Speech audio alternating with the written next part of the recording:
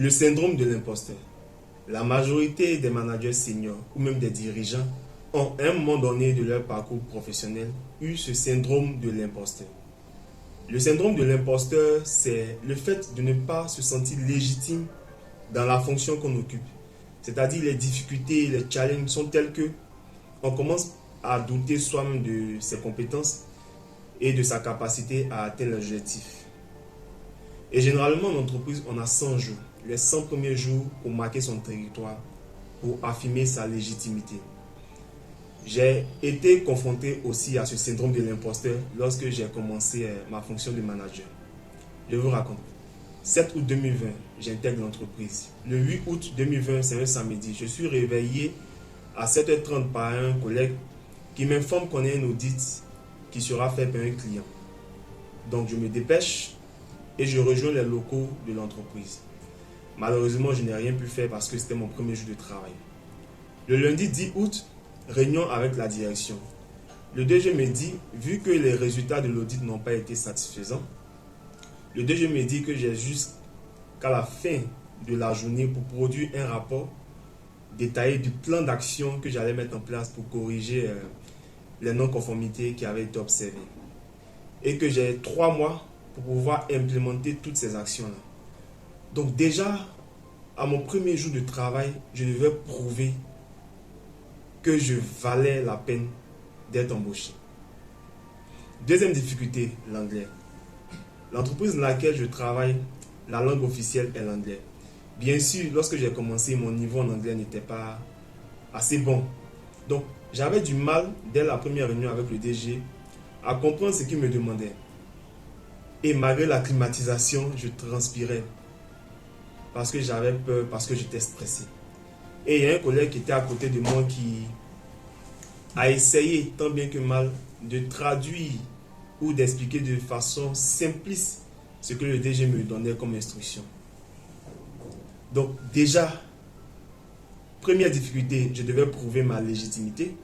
Deuxième difficulté, je ne comprenais pas bien anglais. Et la troisième difficulté à laquelle j'étais confronté, c'est au niveau de mes collaborateurs.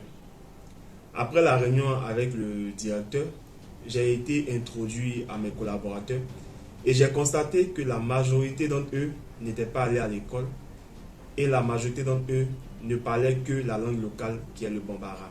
Alors que moi, je ne comprenais pas le bambara. Et automatiquement, je me suis dit que ça allait être difficile pour moi de leur donner des instructions claires, des instructions sur mes attentes par rapport aux objectifs qu'on doit tous atteindre. Donc, à un moment donné, j'ai commencé à douter de mes capacités et j'ai vraiment ressenti ce syndrome de l'imposteur dès le premier jour de ma fonction.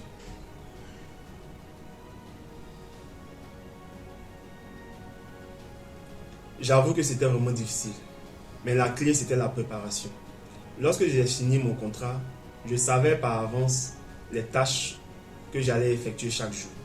Donc, j'ai commencé à benchmarker, j'ai commencé à chercher quelles sont les difficultés que je pouvais rencontrer dans la fonction que j'allais occuper. Et vu que c'est dans le domaine de la restauration collective, j'ai commencé à chercher sur Internet, j'ai commencé à regarder ce que font certaines entreprises. Et finalement, avant même de commencer le travail, j'avais une liste de problèmes auxquels je pouvais être confronté. Et j'avais également des solutions que je pouvais appliquer. Donc, j'ai vraiment effectué ce travail de fond avant même de commencer ma fonction. Ce qui a fait que lorsque l'audit a eu lieu et que le DG m'a demandé le lundi de fournir avant la fin de la journée un rapport détaillant mon plan d'action, 30 minutes après la réunion avec le DG, j'étais dans son bureau et je lui ai proposé mon plan d'action détaillé avec les délais d'implémentation. Il était vraiment surpris comment je pouvais lui proposer cela en moins d'une heure du temps. Mais la clé, j'étais préparé, je savais qu'il y allait avoir des difficultés. Je savais que cela n'allait pas être facile.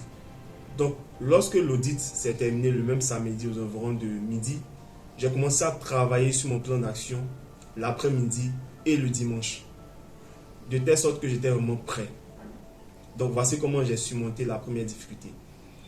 La deuxième difficulté, liées à l'implémentation du plan d'action dans un délai de 3 mois, je vous assure qu'en un mois, j'avais déjà implémenté 65% des solutions que j'avais proposées. Parce que comme je l'ai dit tantôt, j'étais prêt, je savais dans quoi j'allais m'embarquer et j'avais déjà ma petite idée. Donc cela a vraiment facilité ma capacité à résoudre les problèmes. Pour ce qui est de l'anglais, j'avoue que j'ai vraiment eu du mal parce que l'anglais ne s'apprend pas sur le champ. Il faut du temps, il faut du temps. Et à chaque fois qu'on avait des réunions, les réunions se faisaient généralement chaque jour. Donc chaque jour qu'on avait les réunions, je transpirais. Et pour ne pas paraître idiot, la veille des réunions, je préparais ce que j'allais dire, je préparais mon speech, je bossais par cœur. Et j'ai dit à mon collègue qui m'avait aidé le premier jour que si le DG pose une question que je n'arrive pas à comprendre, est-ce qu'il peut essayer de m'aider avec cela? Donc c'est comme ça que j'ai pu avancer, avec beaucoup de difficultés, avec beaucoup de transpiration malgré la climatisation. Mais c'est comme ça que j'ai pu avancer un tout petit peu. Et au bout de 2-3 mois, mon niveau en anglais était de plus en plus bon. Pour ce qui est de la troisième difficulté, notamment comment gérer mes collaborateurs, comment gérer ceux qui ne parlaient pas le français, ceux qui n'avaient pas été à l'école, j'ai expliqué dans une autre vidéo comment être un bon manager. Donc vous pouvez suivre comment j'ai pu surmonter ce challenge. Donc voici en gros comment j'ai pu surmonter ce challenge. Et au bout des 3 mois, j'avais pu atteindre 90% des objectifs. Donc aujourd'hui, je peux dire que je suis légitime dans la fonction que j'occupe. Mais sans préparation préalable, j'allais avoir du mal à m'en sortir.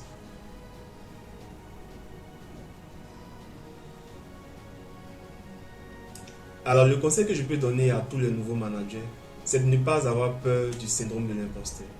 Cela ne fait pas de vous une personne moins compétente, non. Mais vous devez vraiment vous préparer. Parce que pour certains, lorsqu'ils commencent une fonction, il n'y a pas assez de difficultés dès les premiers jours. Pour d'autres, comme c'était mon cas, il y a assez de difficultés les premiers jours. Donc si vous ne voulez pas à la fin être vu comme un imposteur, vous devez vraiment vous préparer. À travers la fiche de poste que vous aurez, vous saurez exactement ce que vous devez faire.